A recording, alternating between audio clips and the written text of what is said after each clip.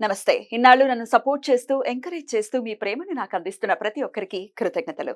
అలాగే ఈ వీడియో కూడా ఖచ్చితంగా మీకు ఉపయోగపడుతుంది. లైక్, షేర్ అండ్ సబ్స్క్రైబ్ చేసి మీ సపోర్ట్‌ని నాకు అందించండి. అలాగే ఈ వీడియో పట్ల మీకున్న అభిప్రాయాన్ని కామెంట్ సెక్షన్‌లో కామెంట్ చేసి తెలియజేయండి. ఇప్పుడు వీడియోని చూద్దాం. నమస్తే. Welcome to our channel. నేను కుప్పా పద్మిని. ప్రస్తుతంతో పాటు వేదిక ఆస్ట్రాలజర్ అవినాష్ దాస్ ఉన్నారు. మాట్లాడదాం. అవినాష్ గారు నమస్తే అండి. నమస్తే అండి. నమో నమః. అవినాష్ గారు నక్షత్రాల గురించి చెప్తూ ఉన్నారు మీరు. పునర్వసు నక్షత్రం దగ్గర ఉన్నాం. చాలా చాలా అంటే అందరికీ తెలిసినటువంటి విషయమే. శ్రీరామచంద్రమూర్తి యొక్క నక్షత్రం పునర్వసు నక్షత్రం. చాలా అద్భుతమైనటువంటి నక్షత్రం. అయితే మనం యాక్చువల్‌గా ఆర్డర్‌లో వెళ్తున్నప్పటికీ మధ్యలో ఒక 2 నక్షత్రాలు అటు ఇటు అయ్యాయి. అంటే ముందు ఆరుద్ర గురించి చాలా ముందే చెప్పేశారు మీరు. శివుడికి సంబంధించిన అవును. నక్షత్రం. అయితే ఈరోజు చాలా అంటే అంటే కోయిన్సిడెంట్ మృగశిర చెప్పిన వెంటనే ఇప్పుడు పునర్వసు గురించి మాట్లాడుకుంటున్నాం. కరెక్ట్. సీతారాములు ఎప్పటికీ కలిసే కరెక్ట్. ఉంటారు. ఇది ప్రూఫ్. అయ్యా ఇదొక ప్రూఫ్. కలిసే ఉండాలి కూడా. రైట్. మరి పునర్వసు నక్షత్ర జాతకులు ఎలా ఉంటారు? అంటే ఎట్లాంటి పరిహారాలు చేసుకోవాలంటే పునర్వసు నక్షత్రంలో పుట్టినంత మాత్రాన అందరికీ రామచంద్రమూర్తి క్వాలిటీస్ ఉండవు కదా. మరి ఎట్లాంటి పరిహారాలు వీళ్ళు చేసుకుంటూ ఉండాలి ఫర్ ద బెటర్ లైఫ్ అనేది ఒకసారి చెప్తారా? చెప్తామండి తప్పనిసరిగా. శ్రీరామ జయరామ జై జయరామ. పునర్వసు పునర్వసును డివైడ్ చేస్తే పునర్ ప్లస్ వసు. ఫస్ట్ పునర్ గురించి మాట్లాడతాను, తర్వాత వసు గురించి మాట్లాడతాను. పునర్ అంటే మళ్ళీ మళ్ళీ జరగడం, సెకండ్ అటెంప్ట్లో జరగడం. శ్రీరామచంద్రుడు గుడి అయోధ్యలో రెండోసారి సక్సెస్ అయింది, మొదటిసారి సక్సెస్ అవ్వలేదు. కాబట్టి వీళ్ళకి ఏదైనా రెండోసారి సక్సెస్ వస్తుంది, చాలా పెద్ద స్థాయిలో వస్తుంది. అయోధ్య చూశారు కదా, ఏ స్థాయిలో కట్టారు, కొన్ని వేల కోట్లు సంథింగ్. ఐడియా ఉంది కదా మీకు, పేరు కూడా ఎంత వచ్చింది ఆ గుడికి, మామూలు పేరు కాదు అసలు. ఇవాళ 22 జనవరి అంటే అందరికి ఇంపార్టెంట్, ఇప్పుడు అందరికీ గుర్తుంటుంది, ఇంకెప్పటికీ గుర్తుండిపోతుంది, ఎప్పటికీ గుర్తుండిపోతుంది. వచ్చిన తరాలకి ఎన్ని తరాలు వచ్చినా ఆ డేటే. So second attempt. ఇంకోటి ఇప్పుడు సెకండ్ అటెంప్ట్ అన్నాము కాబట్టి పునర్వసు నక్షత్రం మనం కర్కాటకలో పడుతుంది కాబట్టి కొంచెం సాఫ్ట్ ఉంటారు. సాఫ్ట్ అంటే ఐ మీన్ ఎమోషనల్. రాముడు కొంచెం ఎమోషనల్ పర్సన్, అందరిలాగా మెటీరియలిస్టిక్ లేకపోతే స్ట్రైట్ ఫార్వర్డ్ కాదు. కొంచెం ఎమోషనల్, కొంచెం సెన్సిటివిటీ ఉంది మనిషికి. అందుకనే చాలా గొప్పవాడు అతను. మనుషుల్లాగా ఏది పడుతుంది మాట్లాడడం, కొంచెం ఆలోచించి మాట్లాడతారు మనిషి. ఏదైనా మాట్లాడితే నమ్మో రాముడు మాట్లాడటం చూడాలి అసలు రామాయణంలో. ఎవరిని హట్ చేయడు. వీళ్ళు అలాగే ఉంటారా? వీళ్ళు అలాగే ఉండాలి, ఉండకపోతే ఉండాలి. అలా ఉంటేనే కలిసి వస్తుంది జీవితంలో. ఉండకపోతే ఒకవేళ హర్టింగ్, మరి రకరకాల చాట్స్, రకరకాల గ్రహస్థితులు మార్పుల వల్ల అందరూ సౌమ్యంగా ఉండరు కదా. పునర్వసులో ఉన్న వాళ్ళు కొంతమంది తెలిసిన వాళ్ళు ఉన్నారు, చాలా రఫ్ అండ్ టఫ్ ఉంటారు. ఒకవేళ అట్లా రఫ్ అండ్ టఫ్ గా మాట్లాడితే గురు డ్యామేజ్ అవుతుంది. గురు నక్షత్రము ప్లస్ గురువే రాముడు కాబట్టి గురు డ్యామేజ్ అయితే మీకు తెలుసు, ఇంకా జీవితమే డ్యామేజ్ అవుతుంది. గురు డ్యామేజ్ అయితే ఇంకా లైఫ్ చాలా కష్టం అండి. చాలా తక్కువ ఆదాయం ఉంటుంది, ఆదాయం పడిపోతుంది, బాగా కష్టాలు అనుభవించాల్సి వస్తుంది. వాడి శని బాగుంటే అది వేరే పరిస్థితి, కానీ గురువే మెయిన్. సో ఈ నక్షత్రం గురించి చెప్పాలంటే రెండో అటెంప్ట్. ఇంకోటి ఏంటంటే వీళ్ళు పునర్వసు అన్నాం కాబట్టి, వసు అంటే వసతి, ఇల్లు. ఇల్లు కూడా చాలా ఇంపార్టెంట్ రోల్ ప్లే చేస్తుంది రాముడి జీవితంలో. అయోధ్యలో ఉండేవారు, అక్కడి నుంచి వనవాసం పెట్టి చిత్రకూటకు వచ్చారు. అక్కడ పర్ణశాలని ఏర్పరచుకున్నారు.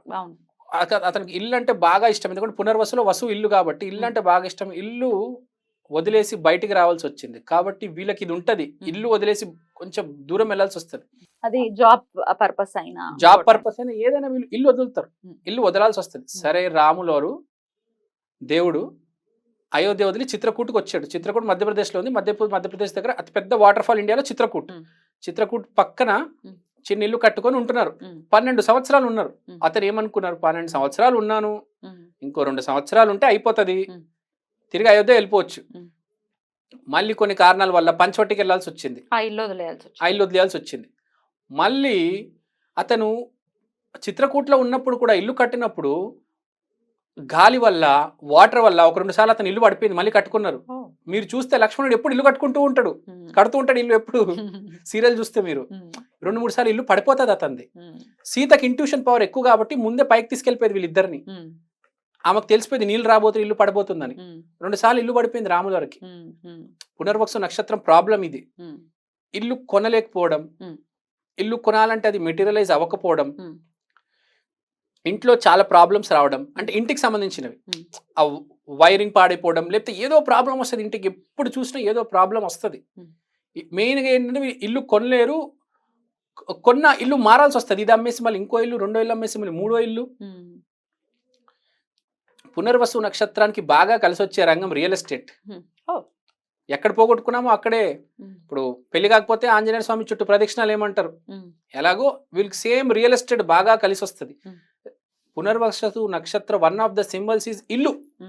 సింబలే ఇల్లు కాబట్టి ఇల్లు అనేది చాలా ఇంపార్టెంట్. ఇంకోటి వీళ్ళకి ఇల్లు ఎంత ఇంపార్టెంట్ అంటే వర్క్ ఫ్రమ్ హోమ్ అంటే చాలా ఇంపార్టెంట్. ఇష్టం. నేను ఆఫీస్ పోను, నేను ఇంట్లోనే ఉంటా, నేను వర్క్ ఫ్రమ్ హోమే చేస్తా. నాకు ఇంకో కంపెనీకి వెళ్తే ఒక 5 లక్షలు ఎక్కువ వస్తాయి, నాకు వద్దు, నేను ఇదే కంపెనీలో ఉంటా, నాకు అలవాటు అయిపోయింది, ఇది ఇల్లులాగా అయిపోయింది, ఈ కంపెనీలోనే ఉంటా, వర్క్ ఫ్రమ్ హోమ్ చేస్తా, కంపెనీ మారనబ్బా నేను. మీరు చూడండి, ఒకటే కంపెనీలో పని చేస్తుంటారు 5 సంవత్సరాలు 10 సంవత్సరాలు, కంపెనీ మారని అంటారు. నాకు ఇల్లులాగా తయారైపోయింది, అందరు నా ఫ్రెండ్స్ అయిపోయారు, మళ్ళీ కొత్త ప్లేస్కి వెళ్ళాలి, వాళ్ళందరూ నాకు ఫిక్స్ అవుతారో లేదో తెలీదు. ఇట్లాంటి థాట్ ప్రాసెస్ ఉంటుంది. ఇలాంటి థాట్ ప్రాసెస్ ఉంటుంది. ఎయిర్పోర్ట్కి వెళ్ళిన పిల్లో పట్టుకొని వెళ్తారు, ఇల్లు పిల్లో ఆ బట్టలు కూడా నైట్ బట్టలు వేసుకొని తీసుకెళ్తారు. అంటే ఇంట్లో ఉన్నట్టు కొందరు చూడండి ఎయిర్పోర్ట్ లో కూడా నైట్ డ్రెస్ వేసుకొని వచ్చేస్తారు. ఇంట్లో మన పిల్లో ఏదైతే ఉంటుందో ఆ పిల్లో పట్టుకొని వస్తారు. మీరు చూడండి, జాన్వీ కపూర్ ఒక వీడియోలో నేను చూసాను, ఎయిర్పోర్ట్ ఆ పిల్లో పట్టుకొని వస్తూ ఉంటుంది. ఆమెకు కంపల్సరీ పునర్వసు నక్షత్రం లింక్ ఉంది. ఆ పిల్లో అలవాటు అయిపోద్ది, ఆ పిల్లో లేకపోతే నిద్ర రాదు. ఇల్లు చాలా ఇంపార్టెంట్. మనుషులు చాలా ఇష్టం, అసలు మనుషులను వదలలేరు. రాముడికి వాళ్ళ నాన్నగారు, రాములవారికి సీతాదేవి, లక్ష్మణుడన్న, హనుమంతుడన్న చాలా ఇష్టం. మనిషి, ఇల్లు చాలా ఇంపార్టెంట్. ఇలాంటి వాళ్ళకి ఇంట్లో ఏదైనా పెట్టుకునే వ్యాపారం, ఇంటి ముందు కిరాణా షాప్ పెట్టుకోవడం, ఇంట్లోనే నర్సింగ్ క్లినిక్ పెట్టుకోవడం, ఇంటి బయట పెట్టుకుంటారు చాలా మంది. చూడండి, వ్యాపారం రోడ్డు మీద ఇల్లు ఉంటుంది, దాని ముందే షాప్ పెట్టేస్తారు. ఇలాంటి వాళ్ళు పునర్వసుకు బాగా లింక్ ఉంటారు. సో వీళ్ళు రామ భక్తులు కూడా అయి ఉంటారు. రాముడు అంటే పునర్వసు, పునర్వసు అంటే రాముడు. అయితే ఇప్పుడు మీరు రియల్ ఎస్టేట్ అలాగే ఇంటికి సంబంధించి ఏదైతే ఉందో ఇంట్లోనే చేసుకోవటం లాంటివి అయితే పనికొస్తాయి అని అంటున్నారు. అదర్ దాన్ దట్ ఎట్లాంటి ఫీల్డ్స్ వీళ్ళకి కలిసి వస్తాయండి?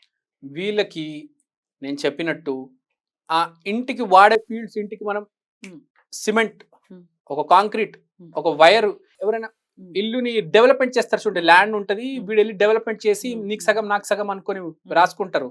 ఈ డెవలప్మెంట్ చేయడాలు, ఇంటిని పూర్తి చేయడం, ఇల్లు సగం లాగిపోయింది మాకు పూర్తి చేసి ఇవ్వండి, జస్ట్ వాటర్ వాష్ చేసి సిమెంట్ వేసి వదిలేసి వెళ్ళిపోయారు, మీరు కొంచెం ప్లాస్టరింగ్ వేసి మొత్తం ఫ్యాన్లు పెట్టించి బిగించి ఆ ఇంటీరియర్ డెకరేషన్, ఇంటీరియర్ డెకార్స్, ఇంటికి సంబంధించినవి ఏవైనా ఈ పునర్వసు నక్షత్రం బాగా కలిసి వస్తాయి. ఏ ఫీల్డ్ అయినా వెళ్తే, ఇంటికి సంబంధించిన ఏ ఫీల్డ్ అయినా బాగా వెళ్ళగలుగుతారు.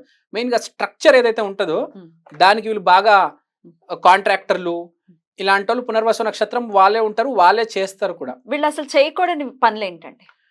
వీళ్ళు చేయకూడని పనులు ఏంటంటే, ఇప్పుడు ఫ్రాంక్ గా చెప్పాలంటే, ఇప్పుడు రాములవారు చేయకూడని పని ఏమైనా ఉందంటే, వాళ్ళ ఇంట్లో వాళ్ళు మాటలు. ఇప్పుడు సీతాదేవి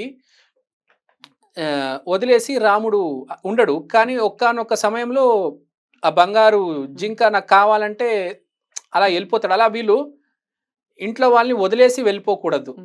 వెళ్తే కొంచెం కష్టాలు పాలవుతారు. మీరు చూసారు, రాములవారు కష్టాలు పాలయ్యారు. ఇంట్లో వాళ్ళతో గొడవలు రావచ్చు, ఇంట్లో వాళ్ళతో జాగ్రత్తగా డీల్ చేయండి, భార్యని బాగా చూసుకోండి. అయినా ఇంట్లో వాళ్ళతోనే ప్రాబ్లమ్స్ వస్తాయి. పునర్వసు నక్షత్రానికి బయట వాళ్ళతో ఎప్పుడు ప్రాబ్లమ్స్ రావు, ఇంట్లో వాళ్ళతోనే ప్రాబ్లమ్స్ వస్తాయి. మరి వీటి నుంచి బయటపడాలంటే ఏ ఆరాధన చేసుకోవాలండి? రాములవారి ఆరాధన, దాని మించింది భూమి మీద ఏది లేదు. పాసిబుల్, ద బెస్ట్, అది చేసుకోవడం మంచిది. ఇంకోటి వీళ్ళు ఏం చేస్తారంటే, పునర్వసు నక్షత్రం వాళ్ళు వాళ్ళ ఇంట్లో రాములవారు, హనుమంతుడు, సీత, లక్ష్మణుడు, అది ఒక పెద్ద పరివార్ ఒక అది ఫోటో కాకుండా అది స్టాచ్యూ కూడా వస్తుంది.